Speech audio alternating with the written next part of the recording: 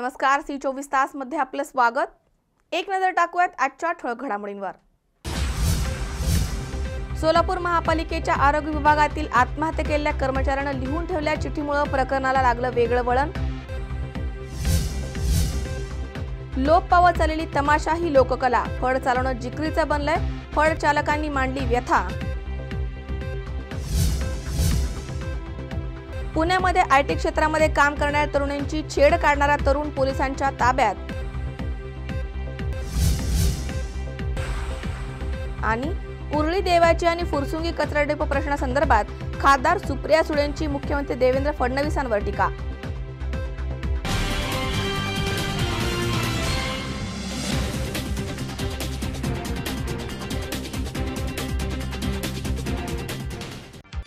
मोबाईलच्या सर्व गोष्टी एकाच छताखाली। मोबाईल विश्वातील भव्य परिपक्व अशी विश्वसनीय मोबाईल शॉपी म्हणजेच मंचर शिवाजी चौक येथील A to Z mobile zone.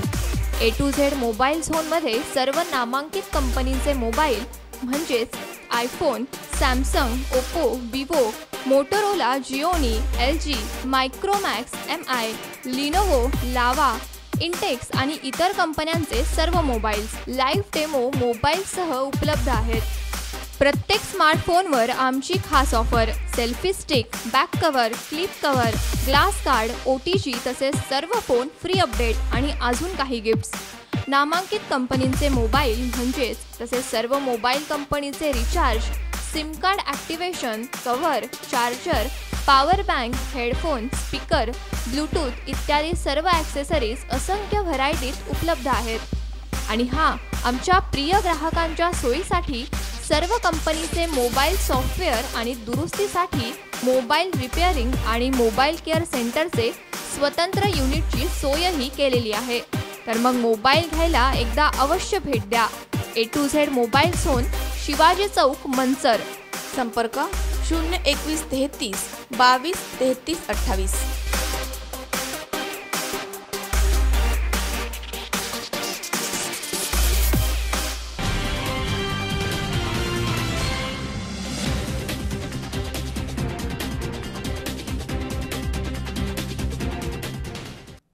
बातमीपत्रात आपले स्वागत। पाहूया सविस्तर वृत्त। सोलापूर महापालिकेच्या आरोग्य विभागातील एका कर्मचाऱ्यानं धावत्या रेल्वेखाली उडी घेऊन आत्महत्या केली आहे।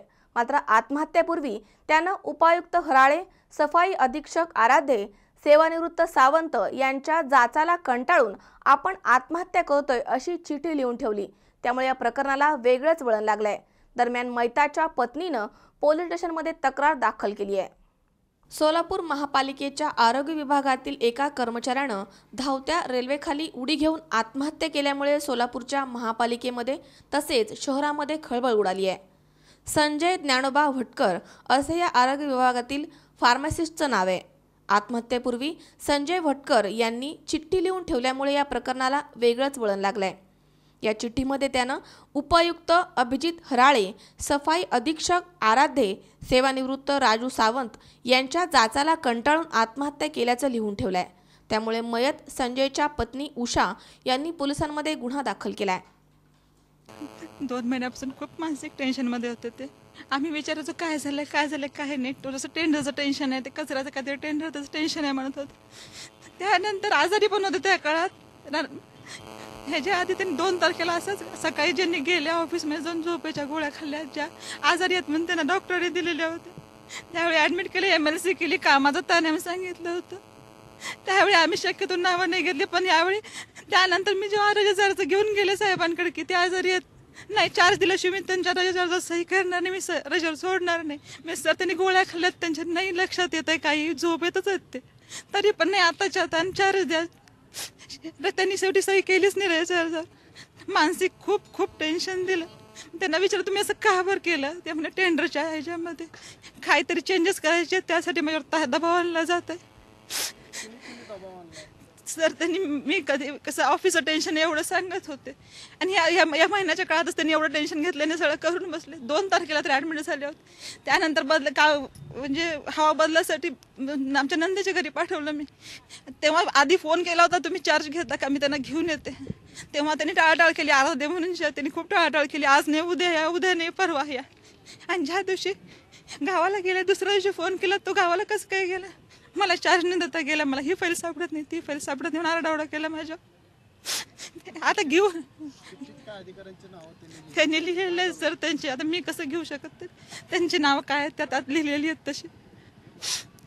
त्यांनी खूप अन्याय झाला, पण जीव गमावला त्यांना.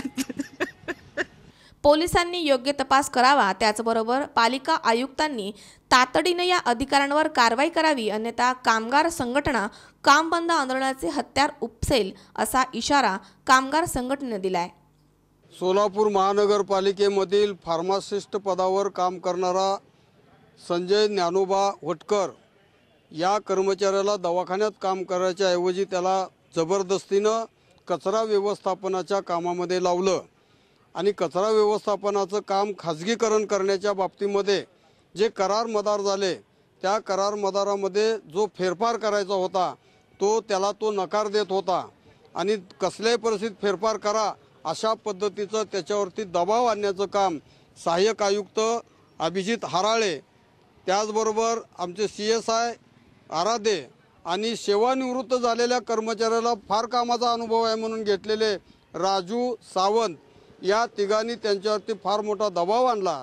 त्यामुळे त्यांची मानसिकता बिघडून गेली आणि कोणत्याही परिस्थितीमध्ये या करारामध्ये मी कसल्याही प्रकारचा फेरफार करणार नाही अशा पद्धतीचं तो सांगत असतानाही त्याच्यावरती दबाव आणण्याचा प्रयत्न केला, त्याला नामोहरम करण्याचा प्रयत्न केला, त्याची मानसिकता बिघडवण्याचा प्रयत्न केला आणि शेवटी मानसिकता बिघडल्यानं हा आमचा कर्मचारी संजय ज्ञानोबा वटकर यांनी आपली जीवनयात्रा आज संपवलेली आहे.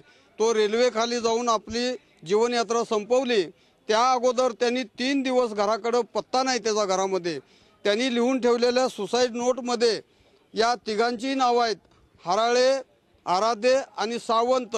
या तिघांच्या जाचाला कंटाळूनच मी अशा प्रकारची आत्महत्या करीत आहे असं त्यांनी स्पष्ट त्याच्या सुसाईड नोटमध्ये नमूद केलेलं आहे.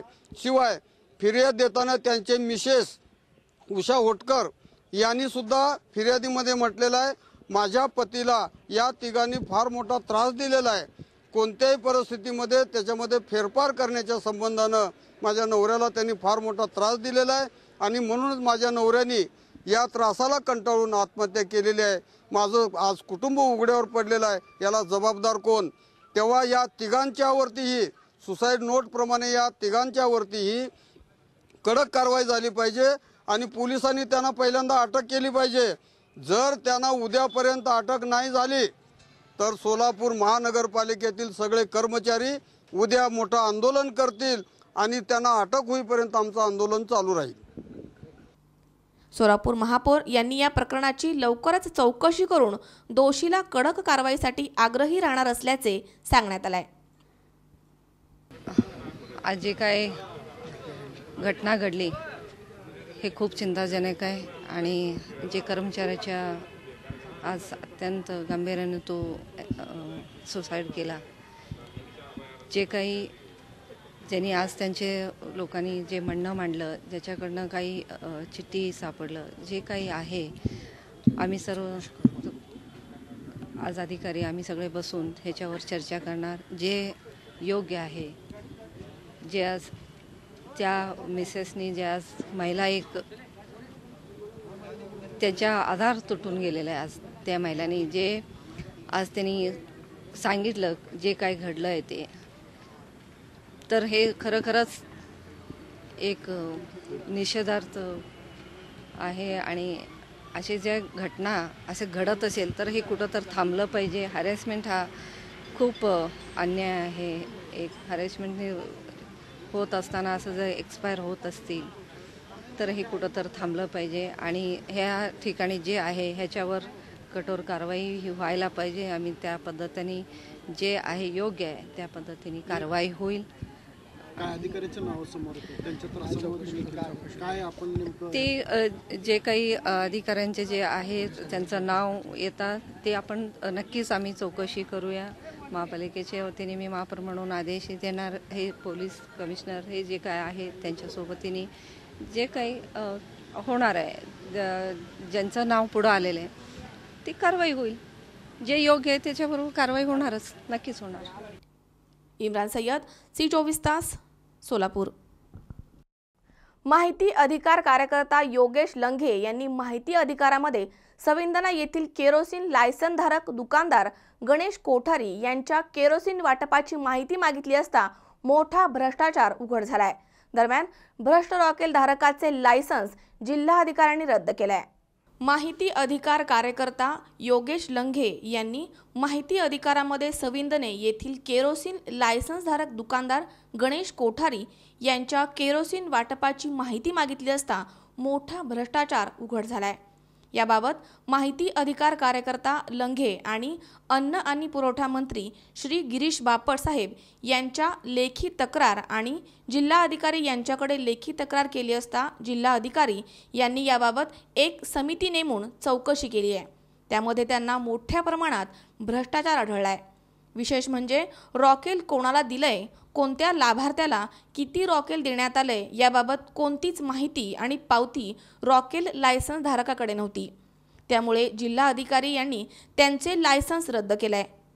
दरम्यान या घटनेचा पुढील तपास सुरू आहे, परंतु माहिती अधिकारी कार्यकर्ता यांनी केरोसिन पुरवठा करणारे गणेश कोठारी यांच्यावर फौजदारी कारवाई आणि पुरवठा अधिकारी यांच्यावर पण फौजदारी कारवाई व्हावी, तसेच पुरवठा अधिकारी आणि पुरवठा निरीक्षक यांना तात्काळ निलंबित करण्यात यावं अशी मागणी केली आहे। असे न केल्यास अन्न आणि पुरवठा मंत्री आणि मुख्यमंत्री यांच्याकडे तक्रार करणार असल्याचं सांगण्यात आलंय। दरम्यान या घटनेचा पुढील तपास सुरू आहे, असे जिल्हा पुरवठा अधिकारी भालेदार यांनी सांगितलंय। सविंदन येथील केरोसिन वाटप करणारे गणेश कोठारी यांच्याविषयी तहसील कार्यालयामध्ये माहिती अधिकारात माहिती मागितली असता असे निदर्शन झाले की गणेश कोठारी यांच्याकडे कोणत्याही प्रकारचे पावत्या व बिले कोणत्याही प्रकारचे नाहीत। त्याविषयी पुरवठा अधिकाऱ्यांकडे तक्रार केली, पुरवठा अधिकारी काहीही कार्य करत नव्हते। त्यानंतर कलेक्टर साहेबांकडे तक्रार केली, गिरीश बापट साहेबांकडे तक्रार केली। त्यांना त्या तक्रारीमध्ये तथ्य आढळल्यावर त्यांनी त्यासाठी कारवाई करण्याचे आदेश दिले व गणेश कोठारी यांचे लायसन रद्द करण्यात आलेले आहे। परंतु पुरवठा अधिकारी व जिल्हाधिकारी यांना आमची विनंती असेल की आपण सदर केरोसिन विक्रेता गणेश कोठारी व पुरवठा अधिकारी यांच्यावर फौजदारी कारवाई करून सदर प्रकरणातील दोषींवर कारवाई करावी, अन्यथा आम्ही एक 15 दिवसात उपोषणाला तहसील कार्यालयासमोर उपोषणाला ग्रामस्थ सविंदनकर बसणार आहोत। याची नोंद आपली तहसीलदारांनी घ्यावी ही विनंती। अरुण कुमार मोटे, C24 तास, शिरूर। वारंवार होणाऱ्या तापमानातील बदलामुळे स्वाईन फ्लू सारखे आजार वाढत चाललेत। स्वाईन फ्लूच्या विषाणूंना पूरक वातावरण मिळाल्यामुळे हा आजार वाढलाय। दरम्यान योग्य ते औषध उपचार डॉक्टरांच्या सल्ल्याने करून घ्यावं आणि आपल्या आरोग्याची काळजी घ्यावी, असे आवाहन वैद्यकीय अधिकारी डॉक्टर इंदिरा पारखे यांनी केलंय। सध्याच्या बदलत्या काळामध्ये वारंवार होणाऱ्या वातावरणातील बदलांमुळे स्वाईन फ्लू सारखे आजार होण्याचे प्रमाण वाढलंय। गेल्या 8 दिवसांमध्ये वातावरणातील तापमान हे रात्रीच्या वेळी 27 ते 28 अंश सेल्सिअस पर्यंत कमी तर दिवसा 40 अंश सेल्सिअस पर्यंत वाढतंय। त्यामुळे रात्रीच्या तापमानामध्ये 10 अंश सेल्सिअसपेक्षा जास्त फरक पडतोय। त्यामुळे हे वातावरण H1N1 स्वाईन फ्लूच्या विषाणूसाठी पोषक आहे, म्हणून स्वाईन फ्लूचा धोका वाढलाय। नागरिकांनी आरोग्याची काळजी घ्यावी असे आवाहन वैद्यकीय अधिकारी डॉक्टर इंदिरा पारेख यांनी केलंय। शहरी भागाप्रमाणे ग्रामीण भागातही स्वाईन फ्लू डोकं वर काढतोय आणि दिवसेंदिवस त्यांची संख्या वाढत चालली आहे। शहरीकरणामधनं ग्रामीण भागामध्ये हस्तांतरित झालेला हा आजार स्वाईन फ्लू H1 आणि N1 विषाणूंच्या संसर्गामधनं होणारा आजार आहे। त्यावरती निश्चित उपाय पद्धती असून 3 फुटाच्या आतील एका माणसाकडनं दुसऱ्या माणसाला त्याचा संसर्ग होतो, त्याविषयी खबरदारी घेणं गरजेचं आहे। यासाठी जनजागृती मोहीम हाती घेण्यात आली आहे। ग्रामीण भागातील अनेक नागरिकांना स्वाईन फ्लूच्या आजाराबाबत माहिती नसते, त्यामुळे त्यांच्यावरती उपचार करण्यामध्ये उशीर होतो। परिणामी अशा रुग्णांना धोका निर्माण होऊ शकतो। तर 2 ते 3 दिवसांपासून सकाळच्या हवेमध्ये गारवा देखील वाढतोय आणि हे वातावरण H1N1 विषाणूला पूरक ठरतंय। विषाणूंची वाढ झपाट्याने होऊन त्याचा प्रादुर्भाव देखील वाढतोय।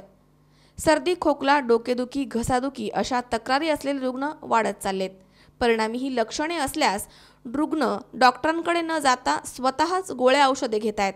हे करणं चुकीचं आहे अशा प्रकारच्या लक्षणांवरती 12 किंवा 24 डॉक्टरांच्या उपचाराने आराम पडला नाही तर त्याला स्वाईन फ्लूचा संशयित रुग्ण समजण्यात येतं आणि स्वाईन फ्लूसाठी देण्यात येणाऱ्या टॅमीफ्लू नावाच्या गोळ्या देण्यात येतात. त्यामुळे स्वाईन फ्लू हा आजार टाळण्यासाठी डॉक्टरांनी दिलेल्या सर्व सूचना पाळणं गरजेचं आहे. स्वाईन फ्लू हा विषाणूपासून होणारा एक आजार आहे. हा हवेद्वारे पसरतो आणि या आजारा हा शिंकण्यातून खोकण्यातून एकमेकांकडे पसरू शकतो. चालू वातावरणामुळे त्याच्यावर काही परिणाम होतो का? हो, चालू वातावरणामध्ये दिवसा कमाल तापमान आहे आणि रात्री किमान तापमान आहे. तर हे जे तापमान आहे हे विषाणूच्या वाढीला पोषक ठरत आहे. त्यामुळे स्वाईन फ्लूचा धोका हा जास्त निर्माण झालेला आहे. हवेतल्या गारव्यामुळे विषाणूवर काहीतरी परिणाम होतो असं म्हणतात, त्याच्या मागचं काय कारण आहे? हो, दिवसाचं जास्ती तापमान आणि रात्री हे किमान तापमान होते. त्यामुळे विषाणूची वाढ ही चांगल्या प्रकारे होत आहे. त्यामुळे विषाणू फोफावतो आणि साथ ही उद्भवलेली आहे. सर्दी, खोकला, डोकेदुखी, घसादुखी अशा रुग्णांची वाढ होताना दिसते, याच्या मागचं नक्की कारण काय? याचं कारण म्हणजे आपल्याकडे एक म्हणजे घनता लोकसंख्येची जास्त आहे. गर्दीची ठिकाणं, लग्न समारंभ, सिनेमा इथे जर लोक एकत्र येतात तर एकमेकांना हा आजार लवकरात लवकर पसरतो आहे आणि वातावरणसुद्धा पोषक आहे. यामुळे स्वाईन फ्लू आणि सदृश्य लक्षणे जी ताप, सर्दी, खोकला आहेत ही जास्त प्रमाणात दिसून येत आहेत. लक्षणावरून स्वाईन फ्लूचे निदान कसं ठरवलं जाते किंवा संशयित रुग्ण कसा ओळखावा? हां, स्वाईन फ्लूचा संशयित रुग्ण ओळखण्यासाठी त्याला ताप येतो, सर्दी, खोकला, घसा जास्त दुखतो, दम लागू शकतो पेशंटला आणि आजकाल उलटी आणि जुलाब ही सुद्धा लक्षणं त्या रुग्णामध्ये दिसत आहेत. तर यावरून आपण स्वाईन फ्लूचा संशयित रुग्ण हा ओळखू शकतो. याच्यावरती कुठल्या गोळ्या उपलब्ध आहे असं समजा, ती घेण्याची पद्धती कशी आहे? हो, या स्वाईन फ्लू या आजारासाठी आपल्याकडे टॅमीफ्लू नावाची गोळी उपलब्ध आहे आणि ही टॅमीफ्लूची गोळी आपण त्याला वजनानुसार देतो आणि ही गोळी दिवसातून 2 वेळा 5 दिवसांचा असा पूर्ण त्याचा कोर्स आपल्याला करावा लागतो. डॉक्टर, स्वाईन फ्लू टाळण्यासाठी काय उपाययोजना करावं लागेल? तर स्वाईन फ्लू हा हवेतून पसरणारा आजार आहे. त्यामुळे हा टाळण्यासाठी आपण शक्यतो सेल्फ मेडिकेशन हे टाळावं. म्हणजे सर्दी, खोकला, ताप असेल तर स्वतःच रुग्णांनी गोळ्या घेऊ नयेत. लवकरात लवकर डॉक्टरांची भेट घ्यावी. तसंच गर्दीच्या ठिकाणी जाणे टाळावे. जर सर्दी, खोकला असेल तर बेड रेस्ट त्यांनी घ्यावी आणि भरपूर पाणी प्यावे. तर ह्या गोष्टी केल्यास स्वाईन फ्लू हा आपल्याला टाळता येऊ शकतो. आता अतिजोखमीचे रुग्ण म्हणलं जातं, नक्की अतिजोखमीचे रुग्ण म्हणजे नक्की कोणते? अतिजोखमीचे रुग्ण हे असे असतात की ज्यांची प्रतिकारशक्ती ही कमी असते. तर याच्यामध्ये गरोदर माता, तसेच लहान बालकं 5 वर्षापर्यंतची, ज्यांना मधुमेह आहे, रक्तदाब आहे, किडनीचा आजार आहे किंवा हृदयविकार आहे, अशांना आपण अतिजोखमीचे रुग्ण असे म्हणतो. जनजागृतीसाठी तुमच्या प्राथमिक आरोग्य केंद्रात कुठली पावलं उचललेली आहेत? जनजागृतीसाठी आपण गावामध्ये प्रभात फेरीचे आयोजन केलेले आहे.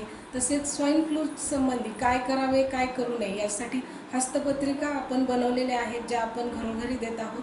तसेच आमच्या आशा स्वयंसेविका आहेत, यांचे आम्ही वारंवार प्रशिक्षण घेतो. त्यांना कसा संशयित रुग्ण ओळखावा ते सांगणे आणि हे रुग्ण त्यांनी प्राथमिक आरोग्य केंद्राकडे संदर्भित करावे. तर ही पावले आपण जनजागृतीसाठी उचललेली आहेत. सुनील पिंगळे, C24 तास, पाबळ. या ठिकाणी वेळ झाली छोट्याशा विश्रांतीची. अवघ्या काही क्षणात परत येतोय. तुम्ही पाहत राहा C24 तास, जगा वर्तमानात बिनधास्त.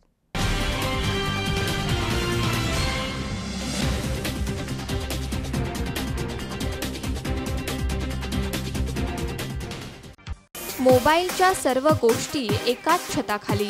मोबाईल विश्वातील भव्य, परिपक्व अशी विश्वसनीय मोबाईल शॉपी म्हणजेच मंचर शिवाजी चौक येथील A to Z mobile zone. A to Z mobile झोनमध्ये सर्व नामांकित कंपनीचे मोबाईल म्हणजेच iPhone, Samsung, Oppo, Vivo, Motorola, Gionee, LG, Micromax, MI, Lenovo, लावा, इंटेक्स आणि इतर कंपन्यांचे सर्व मोबाईल्स लाईव्ह डेमो मोबाईलसह उपलब्ध आहेत. प्रत्येक स्मार्टफोनवर आमची खास offer, selfie stick, back cover, clip cover, glass card, OTG तसेच सर्व फोन फ्री अपडेट आणि अजून काही गिफ्ट्स. नामांकित कंपनींचे मोबाईल म्हणजेच तसेच सर्व मोबाईल कंपनीचे recharge, SIM card activation, cover, charger, power bank, headphone, speaker, Bluetooth इत्यादी सर्व ॲक्सेसरीज असंख्य व्हरायटीत उपलब्ध आहेत.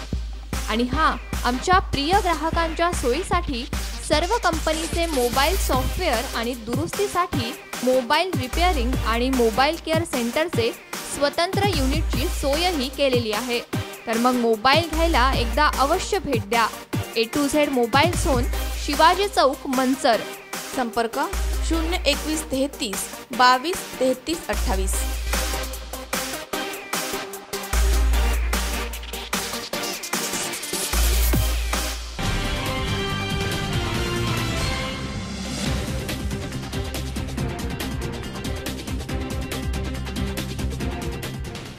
विश्रांतीनंतर बातमीपत्रात पुन्हा एकदा आपलं स्वागत. पाहूयात पुढची बातमी.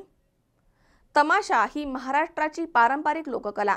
एकेकाळी अतिशय प्रसिद्ध असलेली ही लोककला आजच्या दुष्काळी आणि अवकाळी पावसामुळे तसेच आजच्या युगातील ऑर्केस्ट्रा, हिंदी गाण्यांचं वाढतं क्रेज यामुळे लोप पावत चालली आहे. सांगली जिल्ह्यामध्ये विटा या शहरामध्ये अनेक तमाशा फड दाखल झालेत. मात्र मागणी नसल्यामुळे तमाशा फड चालवणं सुद्धा कठीण झालंय अशी भावना फड चालकांनी व्यक्त केली आहे.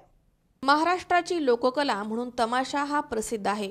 विशेषतः ग्रामीण भागामध्ये ही कला मोठ्या प्रमाणात पाहायला मिळते. गावातील प्रत्येक देवी आणि देवाच्या यात्रेला तमाशा हा ठरलेलाच असतो आणि तशी परंपरा देखील आहे. मात्र आता ही कला लोप पावत चालली आहे. महाराष्ट्राबरोबर सांगलीमध्ये अनेक दिग्गज कलावंत होऊन गेलेत. काळूबाळू यांनी तर महाराष्ट्राबरोबर बाहेरच्या देशामध्ये आपली कला सादर करून नावलौकिक मिळवलाय. मात्र सध्याच्या परिस्थितीमध्ये ही कला अखेरच्या घटका मोजतीये. गुढीपाडव्यानंतर यात्रेचा हंगाम सुरू होतो. ग्रामीण भागातील या यात्रांमध्ये तमाशा हे मुख्य आकर्षण असतं. मात्र गेल्या 4 वर्षांमध्ये दुष्काळी अवकाळी पाऊस यामुळे तमाशाचा हंगाम वाया गेलाय. महाराष्ट्रामध्ये गेल्या 4 वर्षांमध्ये जवळजवळ 250च्या आसपास तमाशा मंडळ कार्यरत होते. मात्र एकामागून एक अशी संकटे आल्यामुळे तमाशा फड चालवणं जिकरीचं बनून गेलंय. त्यातून जवळपास 101 तमाशे मंडळ 4 वर्षांमध्ये बंद झाली आहेत. जिल्ह्यातील विटा हे शहर तमाशाचं केंद्र म्हणून ओळखलं जातं. या ठिकाणी पाडव्याच्या आधी दरवर्षी सुमारे 35 ते 40 तमाशा फड हे सुपाऱ्या मिळतील या अपेक्षेने दाखल होत असतात. मात्र यंदा फक्त 10 ते 11 तमाशा मंडळाच्या राहुट्या या ठिकाणी उभ्या राहिल्यात. मी संतोष भिंगारदेवी विटा केंद्रावरून अशी माहिती देतोय की ह्या केंद्रावरती गेले 10 ते 15 वर्ष मी हे केंद्र चालवतोय. 10 वर्षामध्ये ह्या केंद्रावरती कमीत कमी 35 ते 40 तमाशाचे फड येत होते. नारायणगाव, काळज ह्याप्रमाणे हे विटा केंद्र नावाजलेलं केंद्र आहे. कोल्हापूर, सांगली आणि सोलापूर ह्या 3 जिल्ह्याच्या मध्य ठिकाणी हे केंद्र येतं. या ठिकाणी तमाशा ठरवण्यासाठी लांबून लोक येतात की इथं चांगले तमाशाचे फड उपलब्ध होतात. आपल्या सांगली जिल्ह्यातील अनेक तमाशे फड बंद झाले. ह्या वर्षी नोटबंदीच्या आलेल्या संकटामुळं डिसेंबर महिन्याअखेर नोटबंदी झाल्यामुळं तमाशा व्यवसायाला भांडवल उपलब्ध झालं नाही. त्यामुळं बरेचसेच तमाशाचे फड आले नाहीत आणि जे फड आले त्यांची पण यावेळी उपासमार झाली. का तर यात्रा कमिटीने नोटबंदी झाल्यामुळे माणसांच्याकडे पैसे नाहीत, पैशासाठी होणारी वणवण म्हणून यात्रा रहित केल्या. यात्रामध्ये छोटे छोटे कार्यक्रम ठेवले, तमाशाचे कार्यक्रम ठेवले नाहीत. मग त्याला पर्याय म्हणून ऑर्केस्ट्रा लावण्या वगैरे असे ठेवले, कलापथक ठेवले.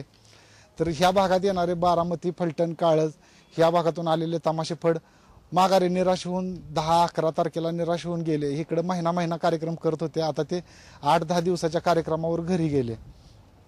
तर दुसरीकडे या ठिकाणी यात्रा कमिट्या मोठ्या प्रमाणात तमाशा ठरवण्यासाठी येत आहेत.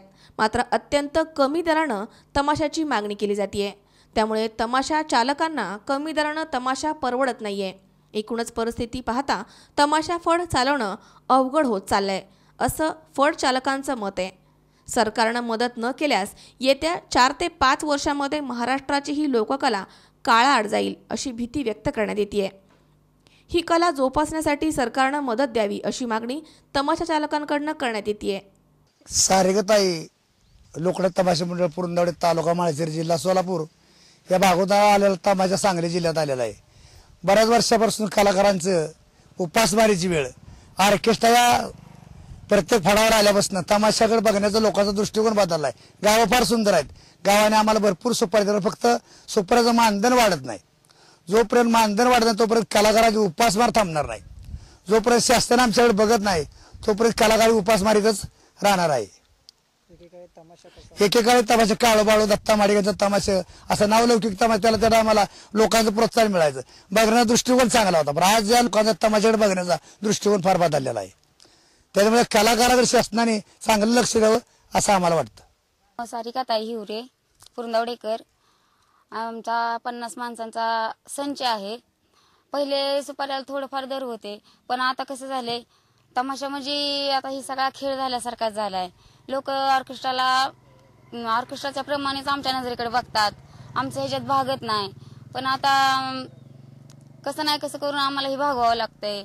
आम्ही ज्या त्या गावात जातो, कलाकारांचा सपोर्ट कुठं आम्हाला चांगला मिळतो, कुठं वाईट मिळतो, तरी पण आम्हाला ह्यातून जावंच लागतंय. अजून काय म्हणायचं. मोठ्या अपेक्षेनं तमासगीर मंडळी या ठिकाणी आली आहेत. राज्यातील नामांकित 50हून अधिक तमाशा मंडळ या ठिकाणी तमाशाच्या सुपाऱ्या मिळतील याकडे लक्ष लावून बसलेत. दरवर्षी 10 ते 15 तमाशांच्या सुपाऱ्या मिळतात आणि हंगाम तारून जातो. यंदा मात्र या उलट परिस्थिती आहे. तमाशा ठरवण्यासाठी सुद्धा कोणी यायला तयार नाही आहे. काही यात्रा कमिट्यांनी येऊन तमाशाचे कार्यक्रम ठरवले आहेत, मात्र अगदी तुटपुंजा रकमेमध्ये. त्याचबरोबर आजच्या आधुनिक युगामध्ये ऑर्केस्ट्रा हिंदी गाण्यावर लोकांचा मोठ्या प्रमाणात भर आहे. त्यामुळे पारंपरिक गाणी, गवळणी, कॉमेडी, बतावणी या कलेकडे लोकांनी दुर्लक्ष केलं आहे. दरम्यान या प्रसंगी 6वीमध्ये शिकणारा छोटासा कलाकार आणि त्याला साथ देणारा जोकर कलावंत यांच्यातील छोटीशी जुगलबंदीची झलक पाहायला मिळाली आहे. राम राम राम राम मित्र, कसं चाललंय? काय नाही, बरं चाललंय. बायका पोरं एकदम ठीक, सगळं व्यवस्थित चाललेलं अरे आहे. आपण नवीन धंदा चालू केलाय. कंचा अरे बोकडाचा काय मटन बोलतो? शॉपिंग टाकली. बर मटन शॉपिंग टाकली. हा काय तुला सांगून उपयोग आहे? बर कालचीच गोष्ट, हा. आपल्या गावची यात्रा. तर माहित आहे मला लय शिकारीचा नाद. हो.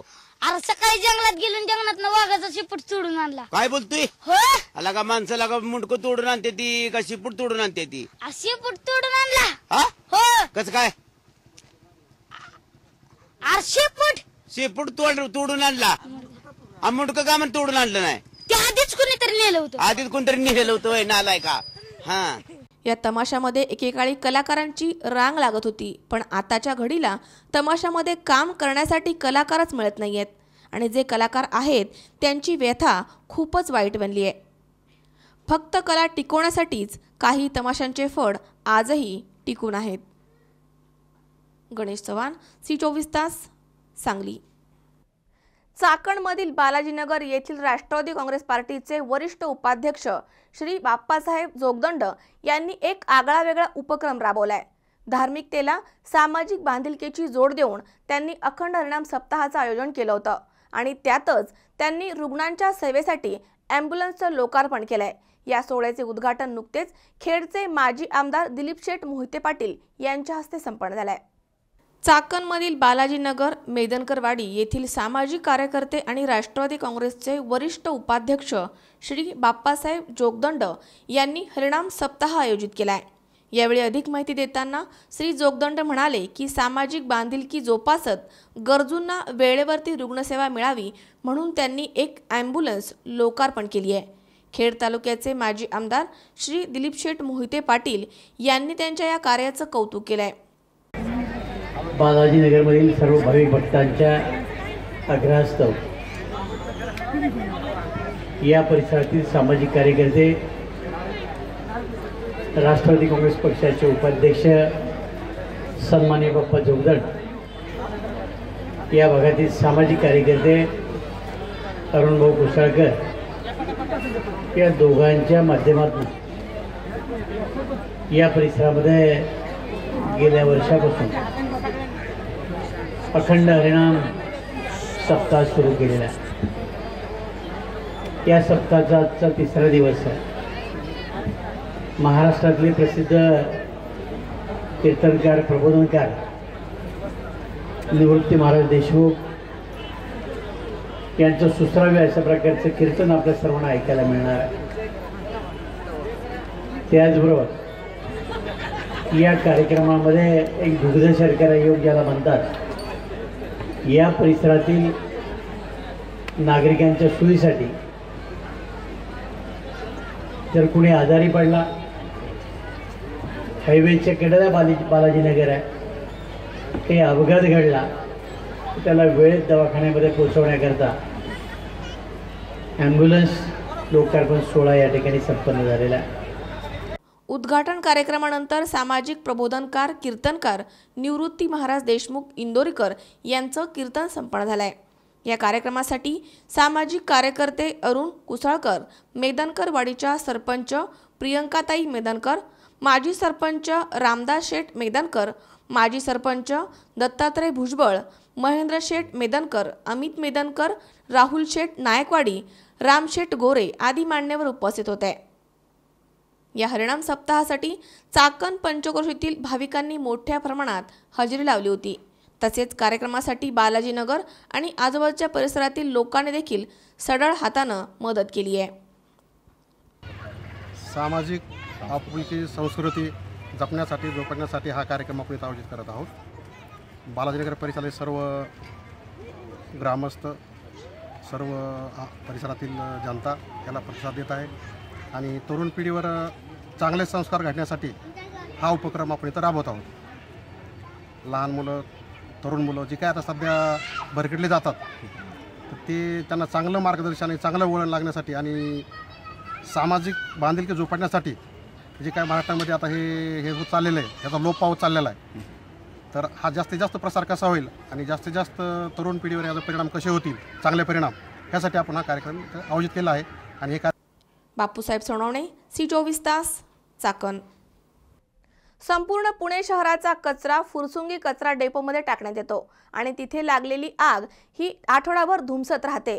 त्यातील धुरामुळे आसपासच्या परिसरातील लोकांना आरोग्याच्या समस्या जाणवू लागल्यात. त्यामुळे हा कचरा डेपो कायमचा बंद करावा यासाठी येथील स्थानिक गावकरी वेगवेगळी आंदोलने करतायत. दरम्यान येथील संतप्त गावकऱ्यांनी आता अनोखं जागरण गोंधळ आंदोलन सुरू केलंय. पुणे महापालिकेचा फुरसुंगी उरुळी देवाची कचरा डेपो कायमचा बंद व्हावा यासाठी अमावस्येच्या मुहूर्तावरती दोनही गावच्या ग्रामस्थांनी चक्क जागरण गोंधळ घालून महाराष्ट्राचे कुलदैवत जेजुरीच्या खंडेरायाला साकडे घातलाय. वाघ्या मुरळीच्या तालावरती दिवसभर कचरा डेपोच्या प्रवेशद्वारामध्येच गोंधळ घालण्यात आलाय आणि कोणत्याही परिस्थितीमध्ये मुदतवाढ देणार नसल्याचे पालिका प्रशासन, महापौर आणि सभागृह नेत्यांना ठणकावून सांगण्यात आलंय. पुणे महापालिकेच्या कचरा डेपोचं भूत आमच्या मानगुटीवर बसलंय. ही पीडा कायमची निघून जावी यासाठी जेजुरीच्या खंडेरायाला साकडं घालत आम्ही कचरा डेपोची शांती करण्यासाठी अमावस्येच्या मुहूर्तावरती वाघ्या मुरळीच्या तालावर कचरा डेपोचं जागरण गोंधळ घालत आहोत आणि कचरा डेपो कायमचा बंद करण्याचा निर्धार आम्ही केलाय.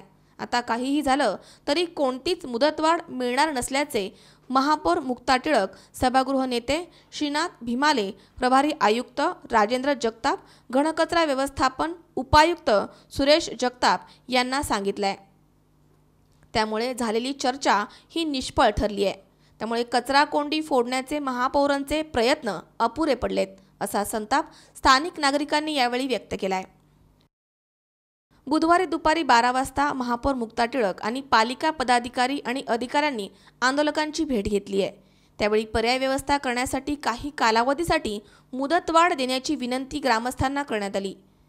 त्यावेळी ग्रामस्थांनी आक्रमक पवित्रा घेत गेल्या आंदोलनाच्या वेळी मुख्यमंत्री देवेंद्र फडणवीस यांच्या विनंतीला मान देत आम्ही 9 महिन्याची मुदत दिली होती. ती मुदत आता 25 महिन्यांची होऊनही काहीच पर्याय व्यवस्था झाली नाहीये.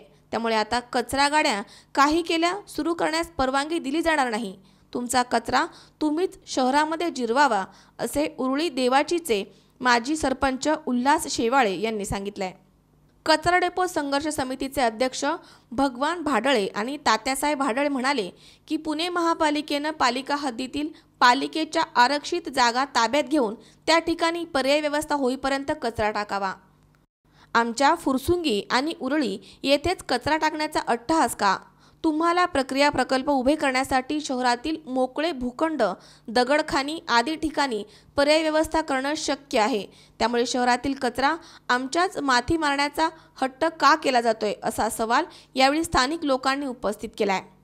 या प्रसंगी नगरसेविका रंजना टिळेकर, मारुती तुपे, वीरसेन जगताप, उल्हास शेवाळे, तात्यासाहेब भाडळे, राहुल शेवाळे, गणेश शेवाळे, विजय भाडळे, संदीप हरपळे, नागेश हरपळे, विशाल हरपळे, नंदू हरपळे, बाबासाहेब ढोणे तसेच मोठ्या संख्येने ग्रामस्थ उपस्थित होते. अमोल उदमले, हर्षल कोठावदे सह तुकाराम गोडसे, C24 तास, पुणे. या ठिकाणी पुन्हा एकदा वेळ झाली छोट्याशा विश्रांतीची. अवघ्या काही क्षणात परत येतोय. तुम्ही पाहत राहा C24 तास, सगळ्या वर्तमानात बिनधास्त.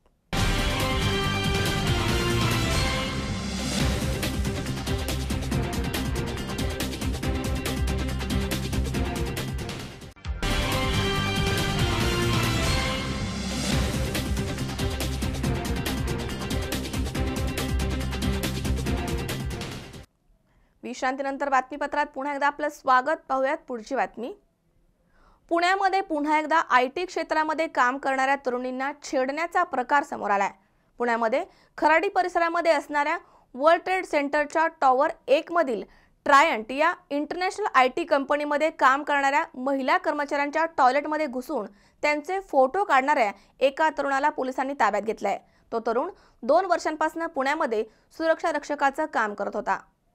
पुण्यामध्ये परत एकदा IT क्षेत्रामध्ये काम करणाऱ्या तरुणींना छेडण्याचा प्रकार समोर आलाय. पुण्यामध्ये खराडी परिसरामध्ये असणाऱ्या वर्ल्ड ट्रेड सेंटरच्या टॉवर 1 मधील ट्रायंट या इंटरनॅशनल IT कंपनीमध्ये काम करणाऱ्या महिला कर्मचाऱ्यांच्या टॉयलेटमध्ये घुसून त्यांचे फोटो काढणाऱ्या एका तरुणाला पोलिसांनी ताब्यात घेतलाय. हा तरुण मूळचा उत्तर प्रदेश इथला असून तो गेल्या 2 वर्षांपासून पुण्यामध्ये सुरक्षा रक्षकाचं काम करतोय. या तरुणाच्या विरोधात चंदननगर पोलिसांमध्ये गुन्हा दाखल करण्यात आलाय. राजकमल राजबहादूर यादव असं अटक करण्यात आलेल्या आरोपीचं नाव आहे. या प्रकरणी एका महिला कर्मचाऱ्याने पोलिसांमध्ये फिर्याद दिली आहे. मंगळवारी रात्री 9:15च्या सुमारास तक्रारदार महिला टॉयलेटला गेले असताना आरोपी राजकमल याने तिथे प्रवेश करून त्यांचे फोटो काढले होते. या संदर्भात कंपनी HRनं पोलिसांच्या काही दिवसांपूर्वी सुरू करण्यात आलेल्या बडी ॲपच्या मदतीनं आरोपीला त्वरित पकडण्यासाठी मदत केली आहे. अवघ्या काही वेळातच आरोपीला गजाआड करण्यात आलाय. आतापर्यंत IT क्षेत्रामध्ये काम करणाऱ्या महिलांना मदत करण्यासाठी बडी ॲप तयार करण्यात आलाय. त्याचा उपयोग आतापर्यंत 3 केसेसमध्ये केला गेलाय. त्यामध्ये आरोपींना पकडण्यात पोलिसांना यश आलंय. चंदननगर परिसरामध्ये IT कंपन्या खूप आहेत. या घटनेतील आरोपी हा काही दिवसांपूर्वी याच वर्ल्ड ट्रेड सेंटरमध्ये सुरक्षा रक्षक म्हणून काम करत होता. अशा प्रकारे फोटो काढल्यामुळे आरोपीनं असा प्रकार अजून कुठे केला आहे का याचा पोलीस शोध घेत आहेत. आपल्याला माहिती आहे की महिला दिनापासून आपण माननीय पोलीस आयुक्त रश्मी शुक्ला मॅडम यांच्या मार्गदर्शनाप्रमाणे बडी कॉप ही संकल्पना आपण राबवित आहोत. लवकरच आपण एक त्याच्यासाठी ॲप पण सिटी सेफ ॲप पण लॉन्च करत आहोत. आपण 4 पोलीस स्टेशन जे आहेत, हिंजवडी, हडपसर, चंदननगर आणि येरोडा या 4 ठिकाणी ज्या ठिकाणी IT कंपन्या मोठ्या प्रमाणावर आहेत त्यांच्याकरता आपण पहिले सुरू केलेलं आहे प्रायोगिक तत्वावर आणि कालांतराने आपण सर्व पोलीस स्टेशनला ते करणार आहोत संकल्पना. याच्यामध्ये आज अखेर पुणे शहरामध्ये 1001 महिला आमच्या ह्या 4 पोलीस स्टेशनअंतर्गत व्हॉट्सअप ग्रुपद्वारे ह्या बडी कॉपला ते अटॅच झालेले आहेत. ह्या घटनेमध्ये चंदननगर पोलीस स्टेशनमध्ये जे वर्ल्ड ट्रेड सेंटर जे आहे त्या ठिकाणी एक कंपनी आहे ट्रायंट ग्लोबल सर्व्हिसेस म्हणून. त्यामध्ये काम करणारी जी विक्टिम महिला आहे, बाथरूमचा रात्री 9:45 जेव्हा ती वॉशरूमला जात होती त्या दरम्यान त्या ठिकाणीच काम करणारा एक राजकमल यादव म्हणून जो क्लास 4 एम्प्लॉई असतो तो मागे गेला आणि मोबाईलवर फोटो काढायचा त्यांनी प्रयत्न केला आणि छेडछाडी जो प्रकार आहे तो पण त्यांनी त्या ठिकाणी केला. त्या महिलेने तिची HR हेड जी आहे तिला संपर्क केला तात्काळ. त्या कंपनीचे HR हेडने व्हॉट्सअप ग्रुपमध्ये ती असल्याने पटकन व्हॉट्सअप टाकल्यानंतर 5 ते 6 मिनिटांमध्ये आपले जे बडी कॉप म्हणजे त्या ग्रुपचे जे इन्चार्ज आहेत, एक नाईक लेवलचे आमचे पोलीस नाईक शिवशरण आहेत आणि ड्युटी इन्चार्ज जे API मगर होते, 5-6 मिनिटात त्या ठिकाणी पोहोचले, आरोपीला ताब्यात घेतलं आणि पुढील अनर्थ आपण टाळू शकलेलो आहोत.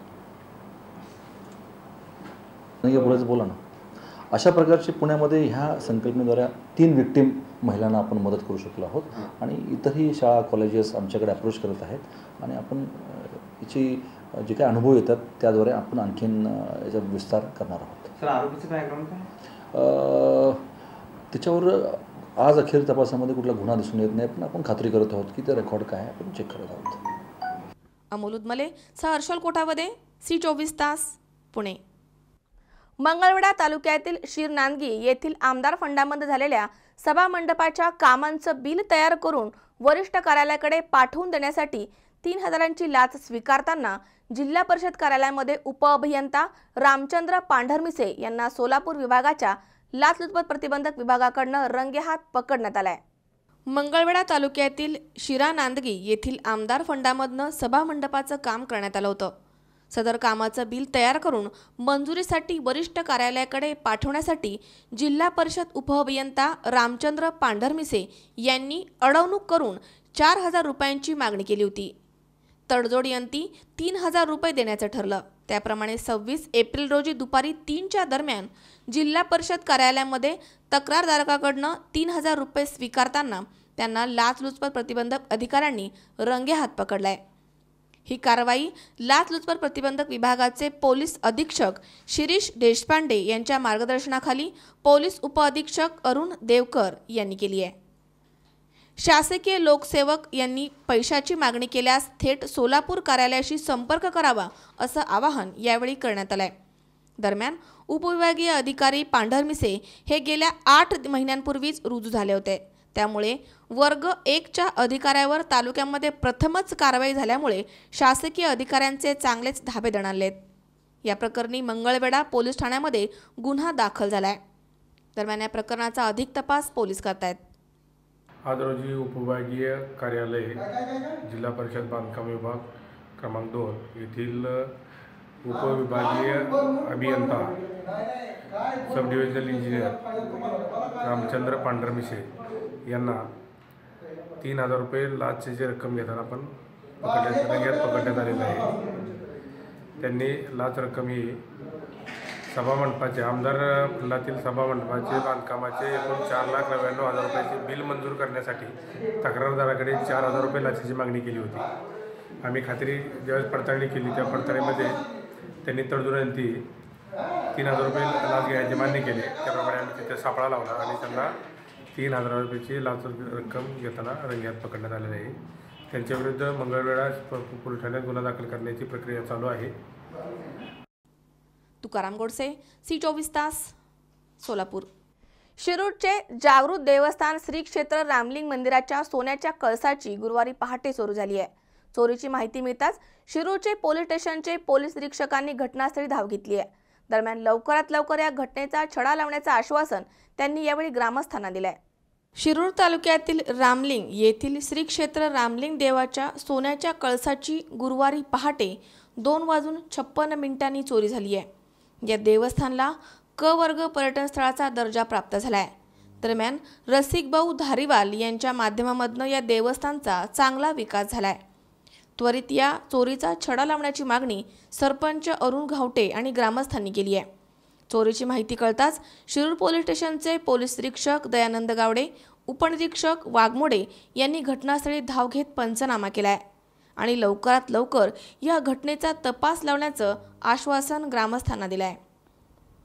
अरुण कुमार मोटे, C24 तास, शिरूर. या ठिकाणी पुन्हा एकदा वेळ झाली छोट्याशा विश्रांतीची. अवघ्या काही क्षणात परत येतोय. तुम्ही पाहत रहा C24 तास. जगा वर्तमानात बिनधास्त.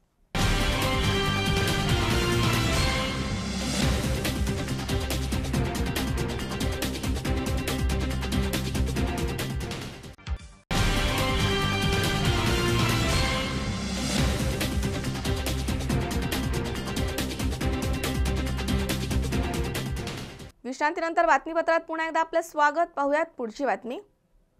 उरुळी देवाची आणि फुरसुंगी येथील कचरा डेपोचा प्रश्न 9 महिन्यामध्ये सोडवू अशी घोषणा मुख्यमंत्री देवेंद्र फडणवीस यांनी केली होती. मात्र आज 23 महिने उलटलेत तरी देखील कचरा डेपोचा प्रश्न मार्गी लावण्यात या सरकारला यश आलं नाहीये. मुख्यमंत्र्यांनी दिलेला शब्द पाळावा या शब्दामध्ये खासदार सुप्रिया सुळे यांनी मुख्यमंत्र्यांवरती टीका केली आहे. उरुळी देवाची आणि फुरसुंगी येथील कचरा डेपोमध्ये 13 दिवसांपासून पुणे शहरातील कचरा टाकू देण्यास येथील ग्रामस्थांचा विरोध कायम आहे। दरम्यान खासदार सुप्रिया सुळे यांनी येथील नागरिकांशी भेटून चर्चा केली आहे। भाजप सरकार राज्यामध्ये आल्यावरती पुणे शहरातील कचरा प्रश्न 9 महिन्यामध्ये सोडू असं आश्वासन दिलं होतं। त्यांची घोषणा करून आज तब्बल 23 महिन्यांचा कालावधी उलटून गेलाय। या प्रश्नांवर एकही मीटिंग घेण्यात आली नाहीये। आमच्या सत्तेच्या काळामध्ये देखील कचरा प्रश्न निर्माण झाला आणि आम्ही त्यावर पर्यायही काढायचो, मात्र हे सरकार कचरा प्रश्न मार्गी लावण्यात अपयशी ठरलंय। मुख्यमंत्र्यांनी दिलेला शब्द पाळावा अशा शब्दामध्ये मुख्यमंत्र्यांना त्यांनी खडे बोल सुनावलेत। त्याचबरोबर मुख्यमंत्री देवेंद्र फडणवीस हे सोशल मीडियावरती कायमच असतात, त्यावर लगेच उत्तरही देतात। म्हणून 2 दिवसांपूर्वी पुण्यातील कचरा प्रश्नावरती मुख्यमंत्र्यांना ट्विट केलं होतं, त्यावर त्यांनी उत्तर देखील दिलं नाहीये। त्यामुळे मुख्यमंत्री पुण्याच्या कचरा प्रश्नावरती गंभीर नाहीयेत अशा शब्दामध्ये त्यांनी टीका केली आहे। तर लवकरच मुख्यमंत्री देवेंद्र फडणवीस यांची भेट घेऊन चर्चा करणार असल्याचं देखील त्यांनी यावेळी सांगितलंय। या देवेंद्र सरकार फडणवीसाचं हे पूर्णपणे अपयश आहे। पेट्रोलचे भाव, डिझेलचे भाव, तूर डाळीचा भाव असेल, यांच्या पूर्ण मिसमॅनेजमेंट आणि अपयश या सरकारचं सातत्याने सगळ्या धोरणांमधून दिसतंय।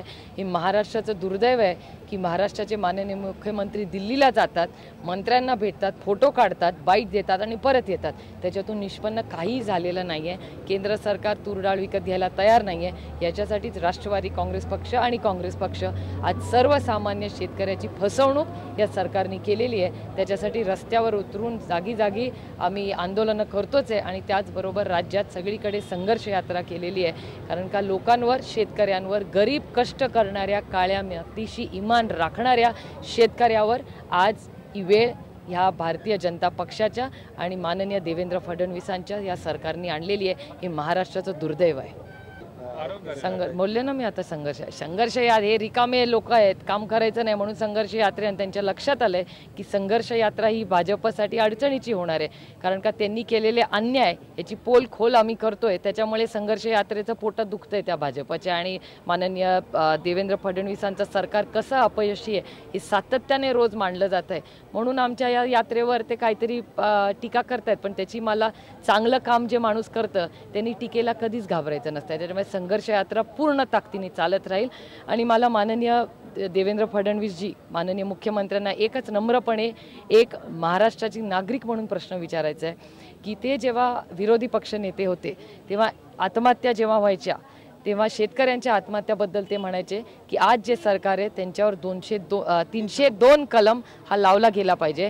आज इतिहासात जेवढ्या शेतकऱ्यांच्या आत्महत्या देशात झाल्या नाहीत तेवढ्या आपल्या महाराष्ट्रात झाल्या आहेत। आज माननीय देवेंद्र फडणवीसांनी उत्तर मला द्यावं की 302 कलम हा मी कुणावर लावावा, आणि हे राजकारणी किंवा एखादी खासदार म्हणून नाही, एक सर्वसामान्य महिला म्हणून ज्या महिला ज्यांची कपाळं आज मी बघते, ज्यांच्याकडे बघणं अशक्य आहे, आणि मी अजिबात असं म्हणत नाही की आमच्या वेळी झाल्या नाहीत, जरूर आमच्या वेळीच ही आज शेतकऱ्यांच्या आत्महत्या झाल्या, त्याचंही दुःख आम्हाला आहेच आणि मी ते अपयश मानतेच। पण आज ते जेव्हा विरोधी पक्ष होते तेव्हा त्यांची काय भूमिका होती आणि आज सत्तेत बसल्यावर त्यांची ह्याच विषयावर काय भूमिका आहे हे खरंच महाराष्ट्राचं दुर्दैव आहे आणि देवेंद्र फडणवीस आणि त्यांच्या सरकारचं पूर्ण अपयश आहे हे आपण सातत्याने बघतोय। अमोल उदमले सह हर्षल कोटावदे, C24 तास, पुणे। पाथर्डीमध्ये चैत्र अमावस्येनिमित्त श्री क्षेत्र मच्छिंद्रनाथ गडावरती दर्शनासाठी भाविकांनी मोठी गर्दी केली होती। दरम्यान या प्रसंगी मायंबा येथे देवस्थान समितीतर्फे सुयोग्य नियोजन करण्यात आलं होतं। अमावस्येनिमित्त सर्व नाथभक्त मढी मायंबा वृद्धेश्वर या ठिकाणी दर्शनाचा लाभ घेतात। चैत्र अमावस्येनिमित्त श्री क्षेत्र मच्छिंद्रनाथ गडावरती मच्छिंद्रनाथ समाधी दर्शनासाठी राज्याच्या विविध भागांमधून हजारो भाविकांनी गर्दी केली होती। 12च्या आरतीनंतर भाविकांना महाप्रसादाचं वाटप करण्यात आलं। भाविकांचे गर्दीने मच्छिंद्रनाथ गड हा अगदी फुलून गेला होता। अमावस्येनिमित्त पुणे, नाशिक, ठाणे, कल्याण, पनवेल आणि मराठवाड्यामधून भाविकांची या ठिकाणी मोठ्या प्रमाणात गर्दी होते। अमावस्येनिमित्त येणारे सर्व नाथभक्त मढी मायंबा वृद्धेश्वर या ठिकाणी दर्शन घेतात। मायंबा येथे देवस्थान समितीतर्फे सुयोग्य नियोजन करण्यात आलं। उन्हाळ्याची तीव्रता असल्यामुळे पाणी टंचाई सर्वत्र जाणवते। त्यामुळे मायंबा देवस्थान समितीच्या वतीनं योग्य नियोजन करून येणाऱ्या भाविकांना पिण्याच्या पाण्याची सोय करण्यात आली होती। गडावरती नवनाथ पारायण सोहळा आणि अखंड हरिनाम सप्ताह सुरू असून 27 एप्रिल रोजी काल्याच्या कीर्तनानं त्याची सांगता होणार आहे। या ठिकाणी माजी मंत्री सुरेश धस यांच्या मार्गदर्शनाखाली भक्त निवास, दर्शनबारी, भव्य पार्किंग आदीसह विविध विकास कामे प्रगतीपथावर आहेत। दर्शनबारीचेही काम अंतिम टप्प्यात आहे। मडी वृद्धेश्वर या ठिकाणी भाविकांची मोठी गर्दी होते। मडी येथे अतिक्रमणामुळे भाविकांना मोठा त्रास झालाय। भक्त निवास चौकामध्ये रिक्षा मनमानी पद्धतीने रस्त्यावर उभ्या करण्यात आल्या होत्या, त्यामुळे वाहनांची मोठी कोंडी झाली होती। वृद्धेश्वर येथे अध्यक्ष सुधाकर पालवे यांनी भाविकांसाठी योग्य नियोजन केल्यामुळे भाविकांनी समाधान व्यक्त केले आहे। मायंबा दर्शनासाठी आलेल्या भाविकांचे अध्यक्ष दादासाहेब चितळे आणि सचिव बाबासाहेब म्हस्के यांनी स्वागत केले। मुकुंद लोहिया, C24 तास, पाथर्डी। वाढत्या उन्हाचा तडाखा आणि पाणी टंचाई त्यामुळे दैनंदिन आहारातील भाज्यांचे भाव हे गगनाला भिडलेत। त्यामुळे सर्वसामान्य मध्यमवर्गीय कुटुंबाचे महिन्याचे बजेट कोलमडून गेले। 5 आकडी पगार, 4 चाकी गाडी, 3 मजली घर, 2 गोंडस मुलं, एक उत्तम पत्नी हे सामान्य मध्यमवर्गीय माणसाचं सुखी संसाराचं पंचक सूत्र। पण वाढत्या महागाईने हे स्वप्न काहीसं मागे पडल्याचं चित्र समोर आलंय। नोटाबंदी, पावसाचे कमी झालेले प्रमाण, नैसर्गिक अनियमितता आणि उत्पादनाच्या प्रमाणात उत्पन्न कमी यामुळे शेतकऱ्यांसह सामान्य माणूसही मेटाकुटीस आलाय। त्यात दैनंदिन आहारात गरजेच्या असणारा भाजीपाला आणि कडधान्ये यांच्या भावातही वाढ झाल्याने हा नोकरदार वर्ग अडचणीत सापडलाय। कांदा, बटाटा, टोमॅटो, मेथी, पालक, वाल, पावटा, हिरवी मिरची, वाटाणा सह बहुतेक भाज्या या किरकोळ खरेदीसाठी प्रति पाव किलो 20 रुपयांपेक्षा अधिक भावाने विकल्या जात आहेत। पण सामान्य बळीराजाला मात्र या वाढत्या महागाईने काही प्रमाणात सुखद आनंद दिलाय। सध्या उन्हाचा कडाका वाढला आहे, याशिवाय पाण्याचे प्रमाणही कमी झाले आहे। परिणामी शेतात असलेल्या नगदी पिकांचे भाव वधारले आहेत। त्या उत्पादकात खुशी तर खरेदीदारात गम असल्याचे चित्र लोणी येथील आठवडे बाजारात पाहायला मिळाले। 20 रुपये पावशेर, 15 रुपये पावशेर मोर भाज्या आहे। पाण्याची टंचाई असल्यामुळं भाज्यांना अवघड पडल्यात। पाणी प्यायची पंचायत होऊन बसलेली, इतकं गंध अवघड होऊन बसलं। भाजी मेथीची गड्डी 20 रुपये, 15 रुपये, कोथिंबीर 10 रुपये, टमाटा घ्यायला गेल्यावर 10 रुपये पावशेर, भेंडी 15-20 रुपये पावशेर, कोथिंबीरची गड्डी 15 रुपये गड्डी, शेवगा 10ला पावशेर आणि वाटाणा 20 रुपये पावशेर। परत अजून लसूण, बट्टा काही घ्या 20 रुपये किलो, 25 रुपये, 30 रुपये किलो, 80 रुपयात गिराकाला माल खायला मिळतोय। पाण्यामुळे इतकी बिकट परिस्थिती झाली की आता विचारता सोय नाही, अगदी पाणी नाही, काय नाही। संतोष पाचपुते, C24 तास, पारगाव। पुन्हा एकदा पाहूयात काही ठळक घडामोडी। सोलापूर महापालिकेच्या आरोग्य विभागातील आत्महत्या केलेल्या कर्मचाऱ्यानं लिहून ठेवलेल्या चिठ्ठीमुळे प्रकरणाला लागलं वेगळं वळण। लोप पावत चाललेली तमाशा ही लोककला, फळ चालवणं जिकरीचं बनलंय, फळ चालकांनी मांडली व्यथा। पुण्यामध्ये IT क्षेत्रामध्ये काम करणाऱ्या तरुणांची छेड काढणारा तरुण पोलिसांच्या ताब्यात। आणि उरळी देवाची आणि फुरसुंगी कचरा डेपो प्रश्नासंदर्भात खासदार सुप्रिया सुळेंची मुख्यमंत्री देवेंद्र फडणवीसांवर टीका।